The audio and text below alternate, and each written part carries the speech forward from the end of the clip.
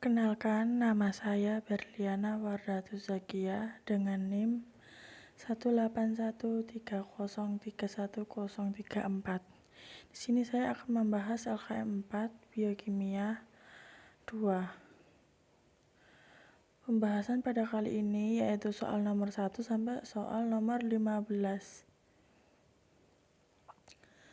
Soal yang pertama, apa yang dimaksud dengan glikolisis?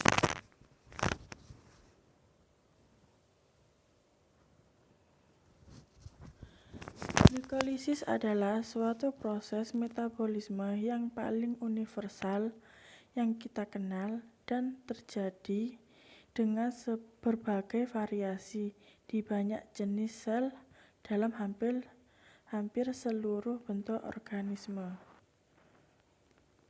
Yang kedua, hitunglah jumlah ATP yang dihasilkan dalam proses glikolisis bila yang dipecah 1 mol glukosa.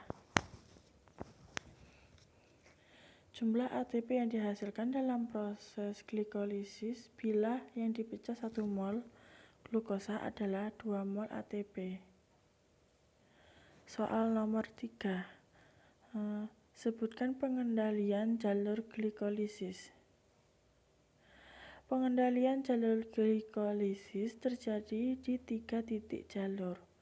Ini sesuai dengan langkah-langkah dengan perubahan energi bebas negatif terbesar, yaitu paling eksergonik sampai negatif delta G. Besarnya delta G untuk langkah-langkah ini pada dasarnya tidak dapat diubah. Titik kontrol yang paling penting adalah pada reaksi dikatalis oleh fosfofruktokinase.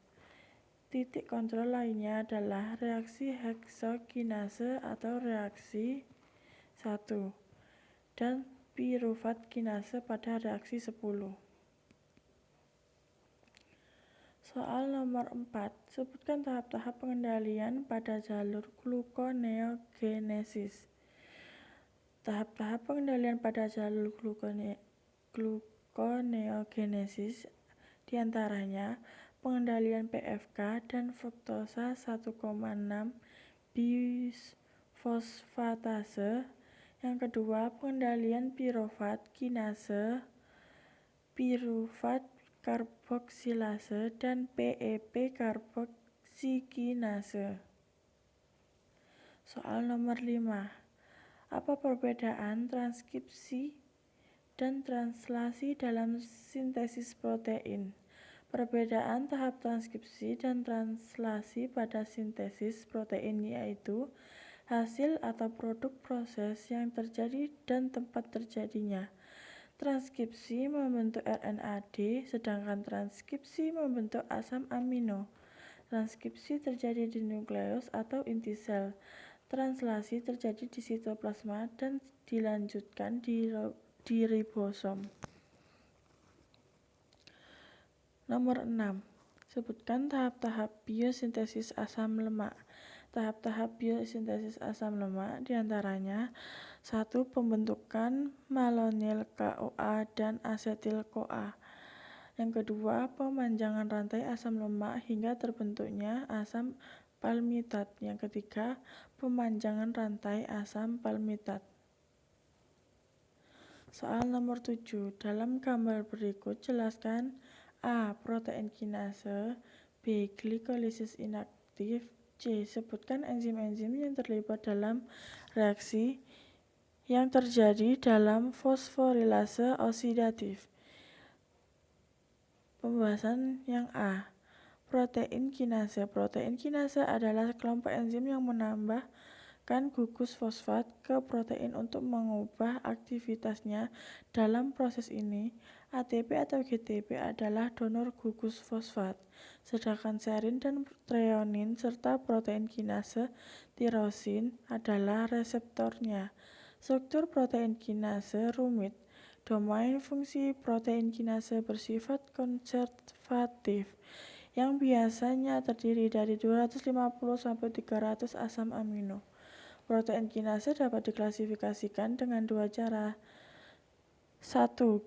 Diklasifikasikan berdasarkan substrat termasuk tirosin kinase, serin treonin kinase, dan histidin kinase.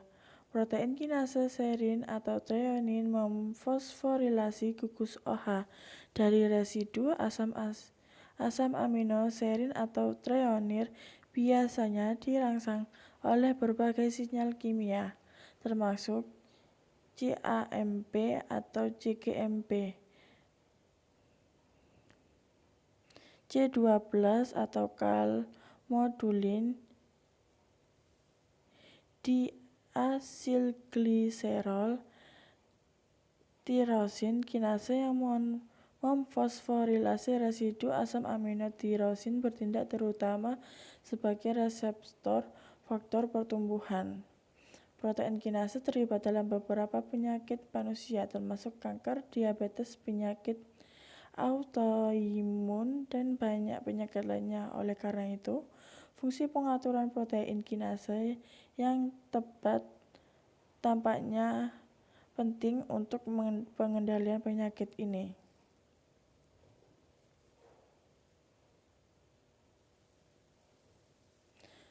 B. Glikolisis inaktif. Glikolisis inaktif adalah suatu keadaan di mana glikolisis tidak bisa dijalankan karena tidak adanya stimulasi enzim fosfofruktokinase pada saat terjadi konversi dan fruktosa 2,6-bifosfat menjadi fruktosa 6-fosfat. Maka enzim fosfofruktokinase tidak terstimulasi, akibatnya glukosa menjadi sedikit dan tidak terjadi glikolisis. C. Enzim-enzim yang terlibat dalam reaksi yang terjadi dalam fosforilase oksidatif.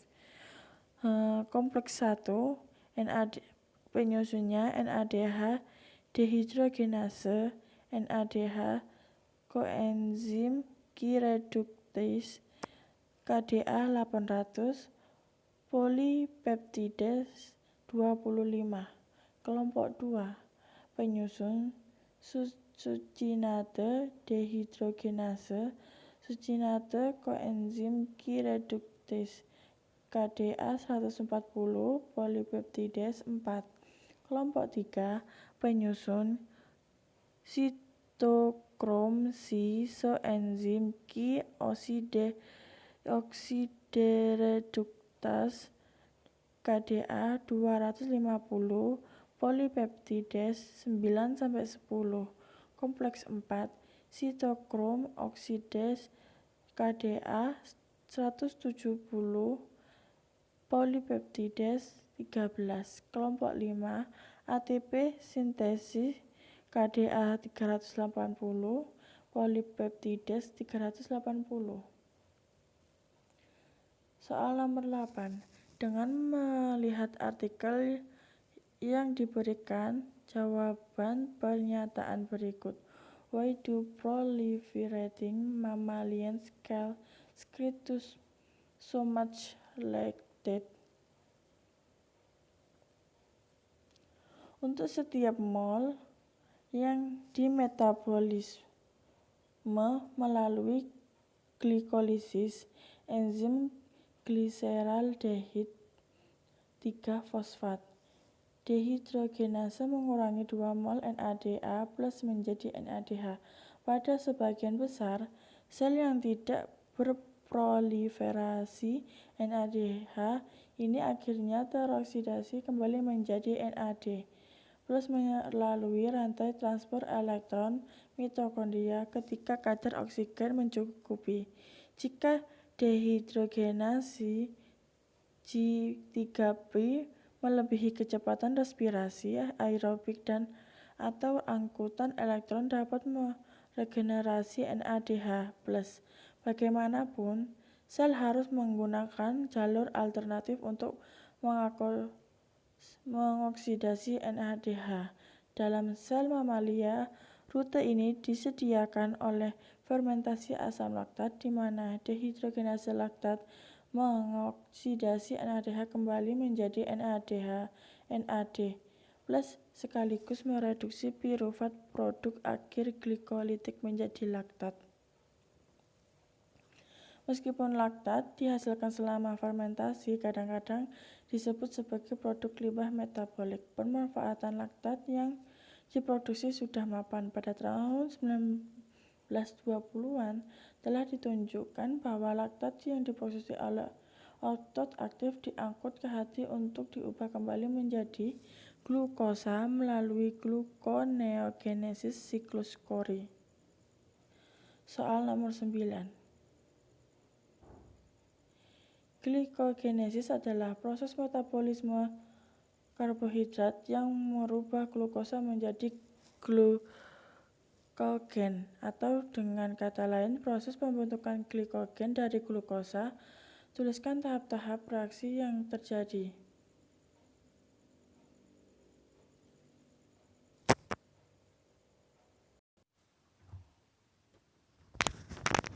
1.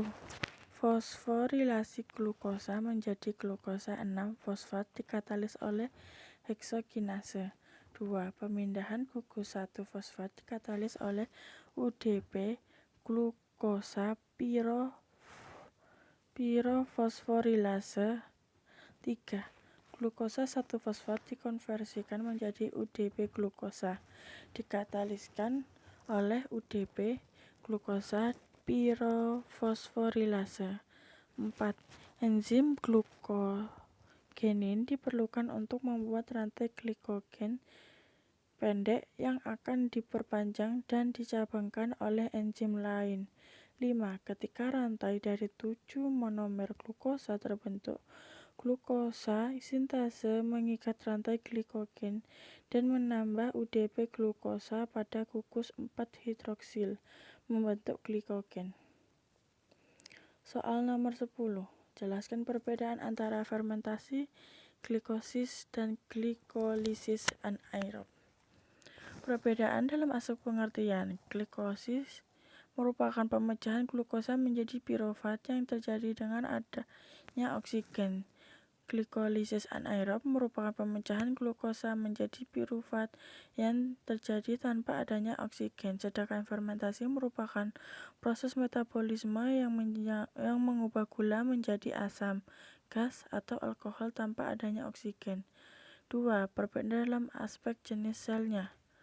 Glikolisis memiliki jenis sel eukariotik.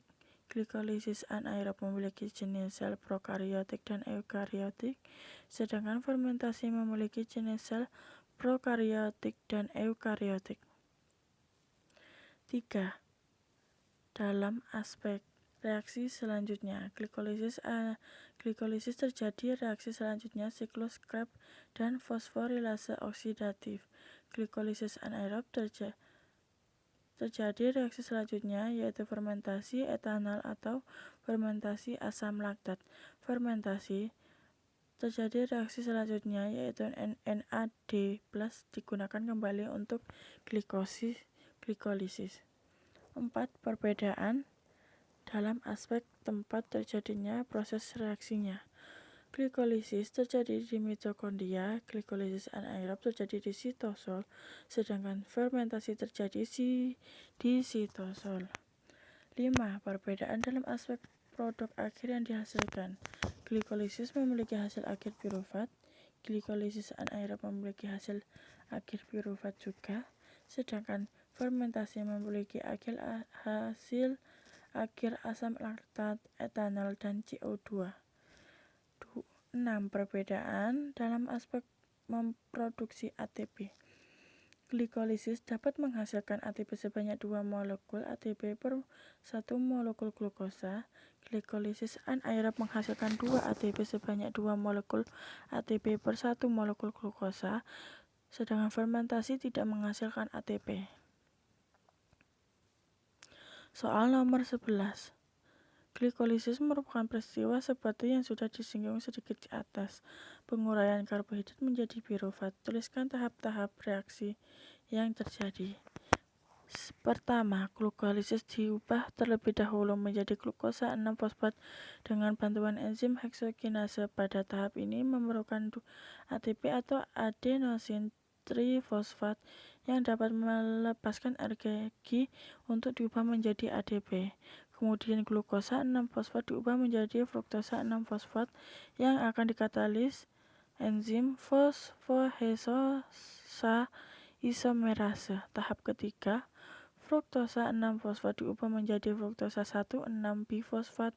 Pada reaksi ini akan dikatalis oleh enzim fosfofruktokinase dan membutuhkan energi dalam bentuk ATP.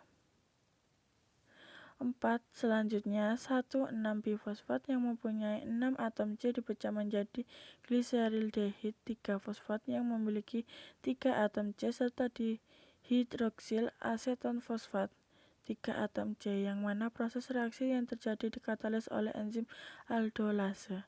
5. Satu molekul dihidroksil aseton fosfat yang terbentuk selanjutnya diubah menjadi gliserildehid 3-fosfat dengan membentuk enzim triofosfat isomerase, yang mana enzim tersebut bekerja secara bolak-balik. Itu berarti bahwa bisa mengubah gliserildehid 3-fosfat diubah menjadi hidroksil aseton fosfat. 6.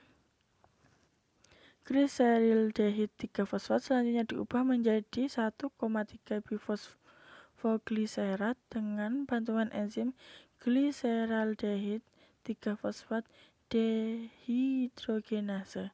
Dalam proses ini terbentuk NADH. 7.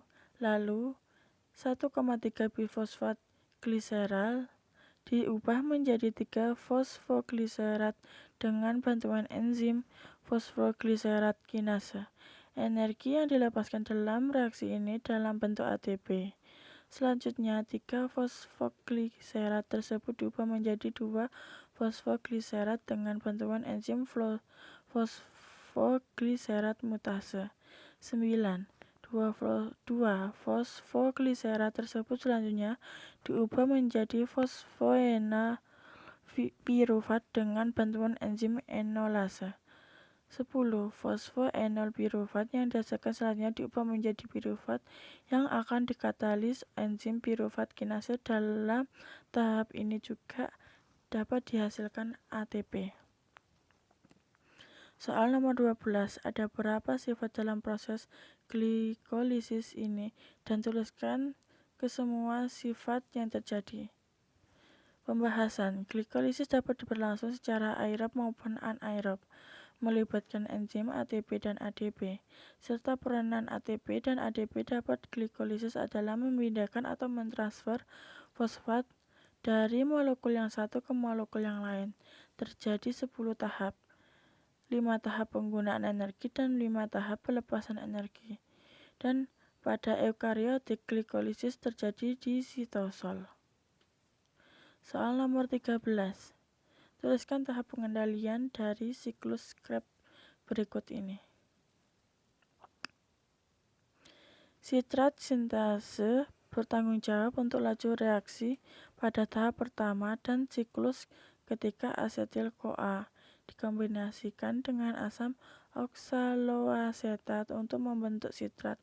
Reaksi ini diinhibisi oleh ATP, asetil-CoA, dan NADH berkonsentrasi tinggi yang mengindikasikan sudah adanya suplai energi yang tinggi. Yang kedua, isositrat dehidrogenase adalah katalis penting pada tahap ketika enzim ini mengatur laju ketika isotrat kehilangan karbon untuk membentuk A-ketoglutarat. Koenzim NADH adalah produk reaksi dan pada koenzim tinggi dapat bertindak sebagai inhibitor.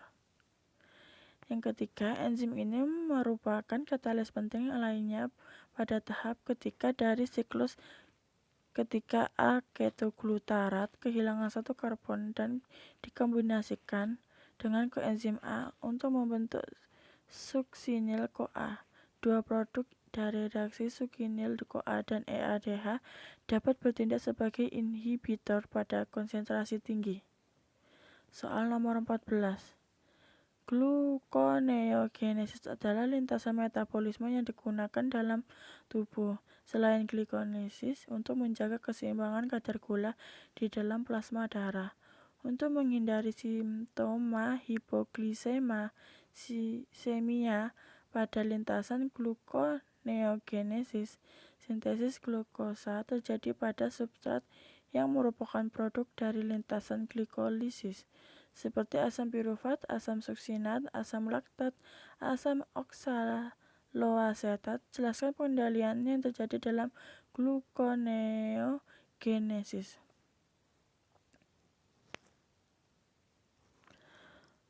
Pengendalian jalur gluconeogenesis ditekankan pada pengendalian hormon seperti glukagon dan insulin. Berikut tahapannya. Yang pertama, menstimulasi gluconeogenesis. Yang kedua, menghambat gluconeogenesis. Dan soal nomor 15. Apa yang dimaksud dengan pernyataan ini? A major function of aerobic glycolysis is to support macromolecular synthesis. Pembahasan. Glikolisis merupakan proses pembuatan molekul pirufat dari glukol. Secara garis besar, glikolisis berperan dalam proses pembentukan makromolekuler seperti nukleotida dan lipid, serta asam amino, dan dilihat dari proses kelanjutan dari glikolisis. Glikolisis berperan dalam membentuk asam amino dengan melewati siklus Krebs. Glukosa 6-fosfat dari jalur glikolisis dikonversikan menjadi ribose 6-fosfat melalui jalur fosfat. 6-ribosa 6-fosfat ini dapat digunakan dalam pembuatan nukleotida. Sitrat dari siklus Krebs dapat dikonversikan menjadi oksaloasetat dan asetil-CoA. Biosintesis lipida dapat berlangsung dengan bahan utama gliseraldehid 3-fosfat, asam aminoserin, atau dari asetil-CoA. Sekian penjelasan LKM 4 dari saya. Saya tutup dengan terima kasih.